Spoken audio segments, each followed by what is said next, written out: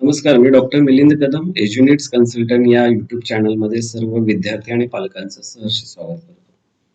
आजचा जो व्हिडिओ आहे तो इंजिनिअरिंगची जी एंट्रन्स एक्झाम आहे, त्या एंट्रन्स एक्झामचा जो फॉर्म आहे महाराष्ट्र स्टेटचा MST CET, तो फॉर्म ऑनलाईन भरण्यासंदर्भातले जे महत्त्वाचे गाईडलाईन्स आहेत, ते शेअर करण्यासाठी हा व्हिडिओ बनवलेला आहे. सीईटीचा जो फॉर्म आहे तो सीईटी सेलच्या वेबसाईटवरती ऑलरेडी उपलब्ध झालेला आहे. दिनांक साधारणतः 9 जानेवारी 2026 रोजी फॉर्म ओपन झालेला आहे. काही विद्यार्थ्यांनी फॉर्म भरलेला देखील आहे. काही विद्यार्थी आहेत ते स्टील फॉर्म भरण्याच्या प्रतीक्षेमध्ये प्लॅनिंगमध्ये आहेत. तर याची जी लास्ट डेट आहे ती साधारणतः 12 फेब्रुवारी 2026 ही सीईटीचा फॉर्म भरण्याची लास्ट डेट आहे. तर फॉर्म भरत असताना महत्वाची काळजी म्हणजे यातले दोन महत्वाचे पॉईंट म्हणजे पॉईंट नंबर 1 जो आधार कार्ड. विद्यार्थ्याचं आधार कार्ड हे अपडेटेड असणं आवश्यक आहे. त्यामध्ये तुमचा फोटो अपडेटेड हवा. जर का काही करेक्शन असतील, नावामध्ये करेक्शन असतील, बर्थ डेटमध्ये करेक्शन असतील तर ते ताबडतोब इमिडिएट करून घेणं आवश्यक आहे. आधार कार्ड हे तुमचं अपडेटेड हवं. त्यानंतरचा दुसरा सगळ्यात महत्वाचा मुद्दा म्हणजे अपार आयडी. सीईटी सेलने या वर्षीपासून अपार आयडी हा कंपल्सरी केलेला आहे. विद्यार्थ्याकडे अपार आयडी नसेल तर कधी ज्युनियर कॉलेज आहेत त्यांचे किंवा शाळा आहेत त्यांनी अपार आयडी काढलेला असेल.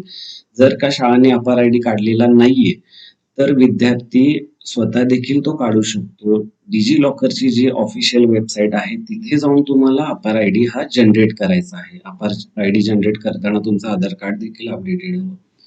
अपार आयडी जनरेट करण्यासंदर्भातले जे गाईडलाईन्स आहेत ते डिजी लॉकरच्या ऑफिशियल वेबसाईटवरती उपलब्ध आहेत. ते फॉलो करून तुम्हाला सुरुवातीला अपार आयडी तुम्हाला जनरेट करायचा आहे. त्यानंतर सीईटी सेलच्या वेबसाईटला गेल्यानंतर रजिस्ट्रेशन प्रोसेस फॉलो करत असताना तुम्ही mail ID through log in करता. त्यावेळी सीईटी सेल डिजी लॉकरच्या वेबसाईटला फेच करून तुमचा अपार आयडी इम्पोर्ट करून घेतं. अपार आयडी तिथे टाकायचा. पहिल्या स्टेजमध्ये तुम्ही बेसिक डिटेल्स जेव्हा भरत असता, स्टुडंटचं नेम आहे, मोबाईल नंबर, जेंडर वगैरे, तर जे विद्यार्थ्याचं नाव आहे ते ॲज पर तुमचं जे 10th मार्कशीट आहे त्याप्रमाणेच असायला हवं. ते बंधनकारक आहे. 10th मार्कशीट प्रमाणेच तुम्हाला ते पूर्ण नाव तिथे टाकायचं आहे. त्यानंतर सेकंड स्टेजमध्ये स्टुडंटचे जे बेसिक डिटेल्स असतात त्यामध्ये तुमचा परमनंट ॲड्रेस वगैरे आहे, अल्टरनेट कॉन्टॅक्ट नंबर वगैरे आहे, हे फिलअप करायचं आहे. त्यानंतरचा महत्वाचा मुद्दा म्हणजे डोमिसाईल कॅटेगरी. जे महाराष्ट्रातले स्टुडंट आहेत त्यांना डोमिसाईल असणं बंधनकारक आहे.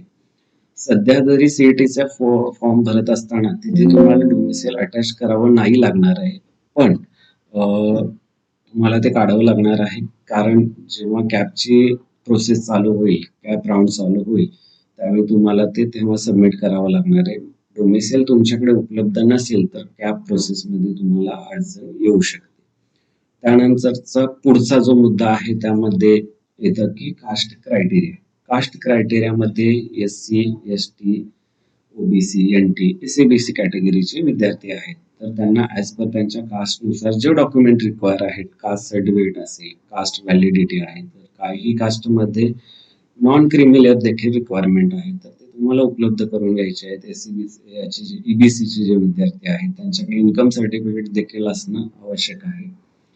त्यानंतर पुढच्या प्रोसेसमध्ये तुमचं जे सब्जेक्ट आहे, सब्जेक्टमध्ये PCM आणि PCBA दोन्हीसाठी एकच फॉर्म आहे. तर तुमच्या स्पेसिफिक इंजिनिअरिंगसाठी PCM हा सिलेक्ट करायचा आहे. त्यानंतर जी पुढची प्रोसेस आहे तिथे मध्ये तुम्हाला या वर्षी सीईटी सेलनी 2 वेळा एंट्रन्स एक्झाम ठेवलेली आहे. लास्ट इयर पर्यंत कसं होतं की इंजिनिअरिंगसाठी असणारी जी महाराष्ट्र स्टेटची सीईटी आहे ती सिंगलच घेतली जायची. पण या वर्षीपासून विद्यार्थ्याला डबल संधी 2 अटेम्प्ट दिलेले आहेत. 2 वेळा विद्यार्थी सीईटी देऊ शकतो. लास्ट इयर काही तक्रारींचा सीईटी सेलकडे काही बऱ्याचशा तक्रारी गेल्या, रिझल्ट संदर्भात असतील, एक्झाम संदर्भातले असतील. त्या सर्व तक्रारींचा विचार करून सीईटी सेलने जेई प्रमाणेच इथे देखील स्टुडंटना 2 अटेम्प्ट दिलेले, डबल संधी स्टुडंटला मिळालेली आहे. तेव्हा तुम्ही फॉर्म भरत असताना तिथे ऑप्शन विचारेल की बोथ अटेम्प्टसाठी तुम्हाला हे करायचंय, फॉर्म भरायचंय की सिंगल अटेम्प्टसाठी. तर सिंगल अटेम्प्टसाठी जी लागणारी फीज आहे, ओपन कॅटेगरीसाठी जी फीज असणार आहे ती 1300 रुपये आहे. कास्ट मधले जे विद्यार्थी आहेत त्यांच्यासाठी असणारी फीज ही 1000 रुपीज आहे. बोथ अटेम्प्ट सिलेक्ट केल्यानंतर तुम्हाला तिथे फीस जी आहे ती ओपनला 2600 होईल, कॅटेगरीसाठी 1000 रुपीज होईल. पुन्हा फॉर्म भरत असताना तुमच्याकडे स्कॅन फोटो तिथे तुम्हाला अपलोड करायचा आहे आणि तुमची ब्लँक पेपरवरती सिग्नेचर करून ती स्कॅन सिग्नेचर देखील अपलोड करायची.